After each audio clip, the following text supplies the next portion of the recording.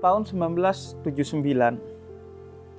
dua orang dari latar belakang yang sangat berbeda, yaitu Steven Wilbeck yang ateis dan Abdus Salam yang percaya kepada Tuhan, dan dia bagian dari Ahmadiyah, diganjar hadiah Nobel Fisika lantaran temuannya tentang misteri partikel kecil dan interaksi elektromagnetik. Keduanya berlatar belakang berbeda. Satu teis, satu ateis. Satu percaya Tuhan, satu tidak percaya Tuhan. Namun bisa bertemu dalam satu temuan di bidang fisika. Karena memang dalam filsafat sains, konteks of discovery dibedakan dengan konteks of justifikasi. Simpelnya adalah dari mana kita menemukan inspirasi tentang satu teori itu gak penting. Yang penting adalah teori yang ditemukan itu bisa diuji secara valid melalui metode ilmiah. Karena itu, Abdus Salam yang mendapatkan inspirasi tentang teorinya dari Al-Quran itu bisa bertemu dengan Steven Wilbeck yang seorang ateis. Bahkan Abdus Salam dalam malam perjamuan hadiah Nobel fisikanya itu mengutip Al-Quran. Inilah yang kemudian dalam filsafat sains disebut sebagai naturalisme metodologi, yang dipisahkan dengan naturalisme ontologi. Naturalisme metodologi itu gak ada masalah antara sains dan agama, yakni satu keyakinan bahwa sebab dari satu kejadian yang bersifat material itu harus dijelaskan dengan penyebab yang juga bersifat natural. Artinya, aspek-aspek supranatural itu harus disingkirkan dan biarkan itu menjadi keyakinan masing-masing orang. Pada level ini, tentu gak ada masalah. Baik agama maupun sains sama-sama mendorong bahwa keduanya berupaya mencari sebab natural dari segala kejadian. Namun menjadi masalah ketika naturalisme ini offset pada aspek ontologis, yakni dia menutup kemungkinan yang supranatural itu berkontribusi dalam terjadinya satu realitas, apapun realitas itu. Sehingga kemudian misalnya doa, mukjizat, sihir itu tertolak dengan sendirinya. Tentu disinilah keberatan agama kepada sebagian kecil saintis yang menganut naturalisme ontologis. Dalam video ini saya mau membahas spesifik tentang mukjizat. Kenapa? Karena kemarin beberapa waktu lalu saya telah membahas tentang fenomena perdukunan atau sihir yang pada prinsipnya saya mendorong seorang muslim bukan tidak percaya kepada sihir, karena sihir itu adalah sesuatu yang nyata. Firaun diceritakan memiliki penyihir yang mau menghabisi Nabi Musa, dan Nabi Musa membalas sihir itu dengan kekuatan Allah. Tapi yang saya garis bawahi adalah kekuatan Allah itu lebih dahsyat dari segala kekuatan, termasuk sihir yang sangat kecil di hadapan Allah. Bahkan itu juga bagian dari kekuatan yang berada di bawah kekuasaan Allah. Karena itu, saya tidak ingin kemudian kalian tidak percaya sihir yang konsekuensinya bisa efek sampingnya tidak percaya kepada doa, mukjizat, dan hal-hal yang seharusnya menjadi keyakinan kita sebagai seorang muslim atau bahkan seorang umat beragama apapun agamanya. Karena doa dan mukjizat itu menjadi dasar dalam doktrin Islam dan doktrin semua agama. Semua agama menekankan tentang doa dan semua agama bercerita tentang mukjizat. Dalam Islam bahkan mukjizat itu menjadi salah satu varian utama karena dia bagian dari kenabian, yang kenabian itu bagian dari 2 kalimat syahadat. Sehingga tidak mempercayai mukjizat itu adalah pukulan keras bagi keimanan kita yang bisa menggiring kita kepada ketidakberimanan, baik sadar ataupun tidak sadar. Fenomena mukjizat itu ada di semua agama. Misalnya dalam tradisi Yahudi ada keyakinan tentang Henokh atau Nabi Idris dan Elia atau Nabi Ilyas yang naik ke langit. Dalam tradisi Kristen ada kemukjizatan Nabi Isa yang juga naik ke langit. Dalam tradisi Islam ada kemukjizatan Nabi Muhammad yang bermi'raj ke Sidratul Muntaha, yaitu langit juga. Bahkan dalam tradisi Zoroaster ada keyakinan tentang Arda Firaf yang naik ke surga bertemu dengan Ahura Mazda yang diyakini sebagai Tuhan. Artinya tradisi Islam, semua agama samawi hingga agama-agama yang lahir dari tradisi-tradisi besar di muka bumi ini meyakini adanya mukjizat selain doa. Nah, karena itu penting kita mencari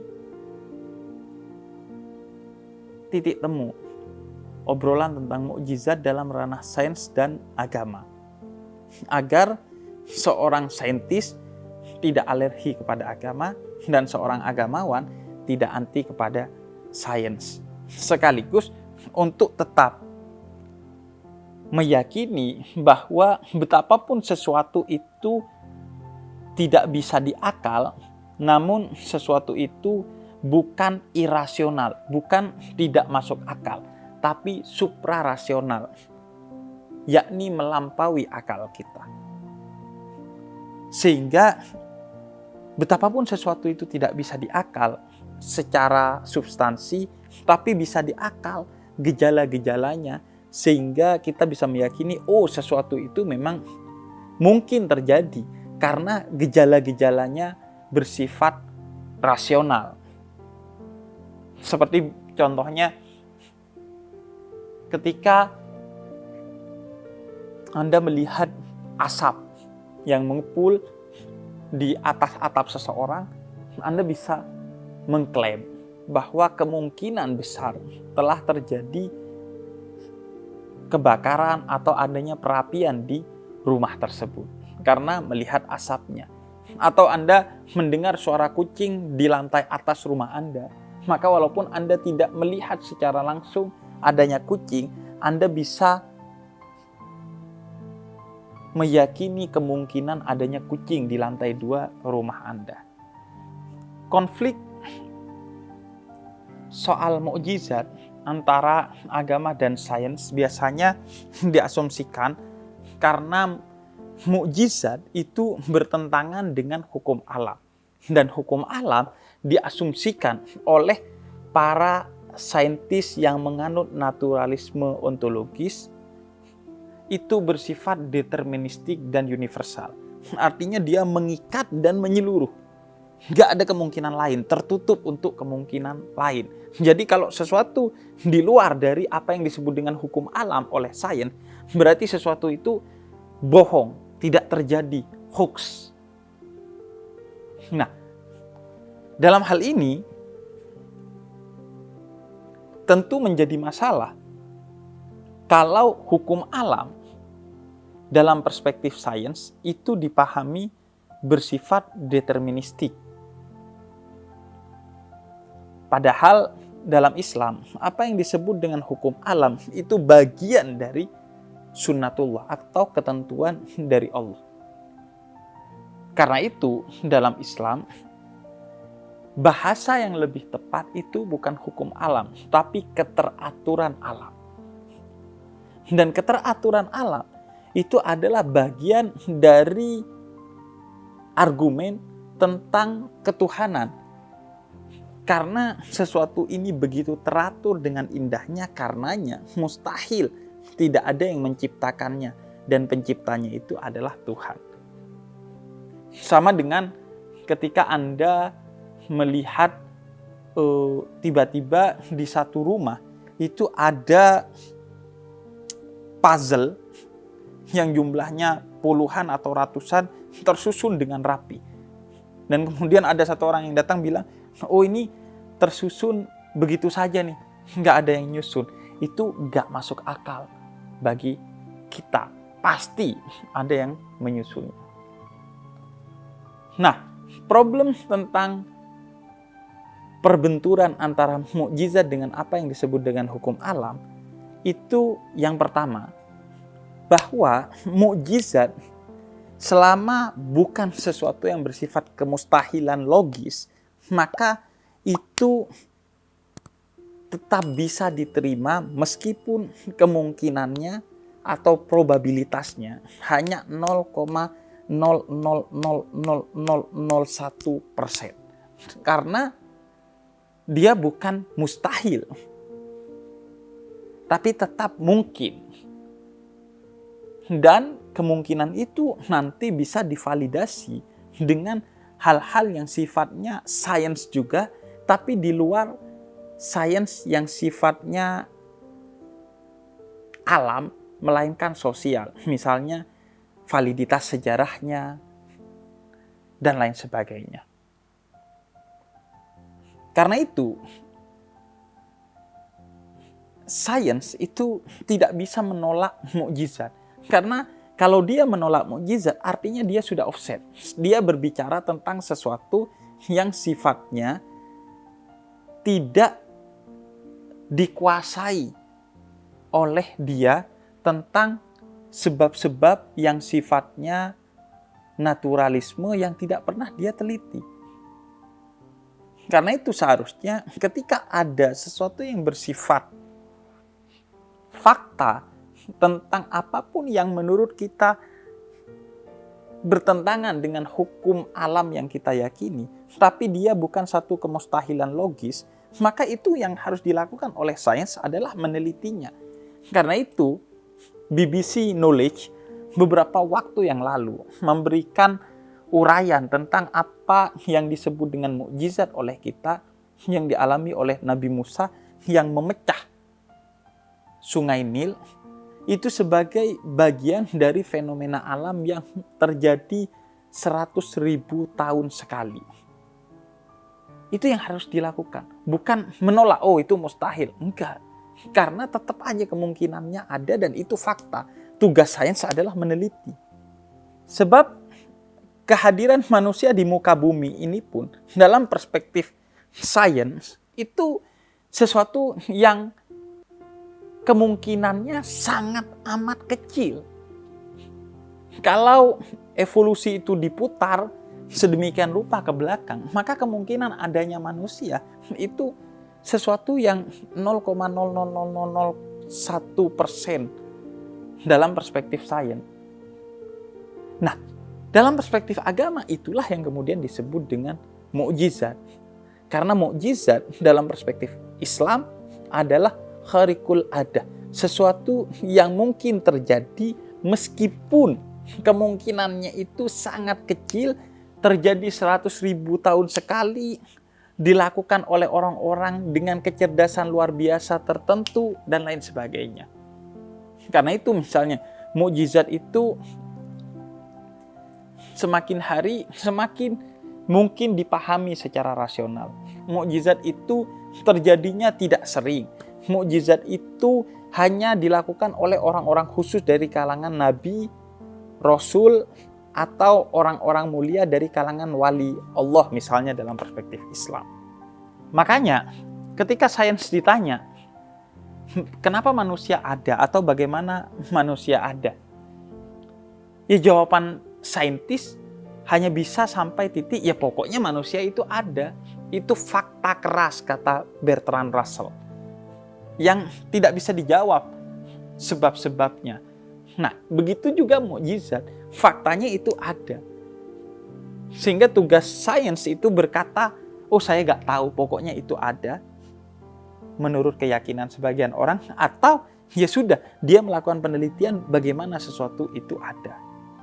Kemudian yang kedua, sains itu bersifat induktif. Di samping itu, ada logika lain yang bersifat deduktif. Deduktif itu artinya satu logika yang berbasis pada premis yang umum untuk kemudian melahirkan premis-premis yang khusus di bawahnya. Contohnya, setiap yang bernyawa adalah makhluk hidup. Saya bernyawa, Anda bernyawa, maka saya dan Anda adalah makhluk hidup. Kepastiannya itu bersifat mutlak. Adapun sains berbasis kepada logika induktif, yakni mengambil sampel yang bersifat umum untuk menemukan teori yang bersifat khusus. Misalnya, dilakukan penelitian kepada 1 juta orang yang memasukkan tangannya ke api dan ternyata tangannya kepanasan dan terjadi kecelakaan kepada tangannya. Maka kemudian ditemukan teori bahwa api itu kemungkinan besarnya membakar manusia. Bukan api itu pasti membakar manusia. Kenapa?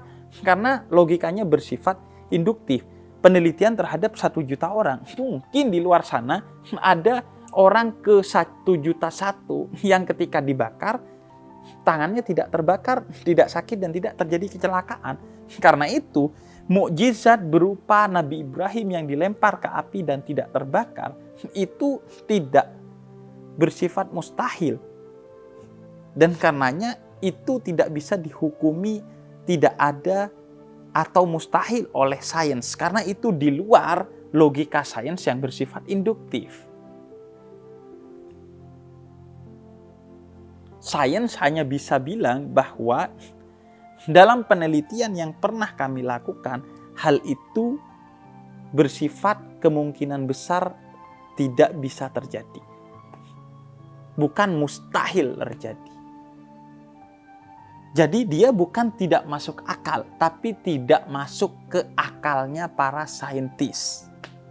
Makanya saya bilang, apa yang disebut dengan hukum alam itu tidak bersifat pasti. Karenanya lebih tepat disebut sebagai keteraturan alam. Apakah ada sesuatu yang di luar keteraturan itu? Ada. Itulah yang oleh agama disebut sebagai mukjizat. Di sanalah agama membuka ruang bagi kekuatan doa dan hal-hal yang sifatnya di luar sains yang ada sampai saat ini. Karena itu, prioritas dalam sains itu ada pada data atau bukti empirisnya, bukan pada hukum alamnya. Jadi dia tidak bisa berkata, oh hukum alam menyatakan bahwa seluruh manusia kalau dilempar ke api pasti mati. Enggak. Tapi berdasarkan data-data yang ada, jika orang dimasukkan ke api, kemungkinan besar dia akan terbakar. Tapi di luar data yang ada, sains tidak bisa bicara. Karena sains harus bersetia kepada data. Karenanya dia tidak bisa berbicara tentang Tuhan yang berada di luar data-data yang mereka miliki. Dia tidak bisa berbicara tentang mukjizat, doa, sihir yang itu berada di luar data-data yang mereka miliki.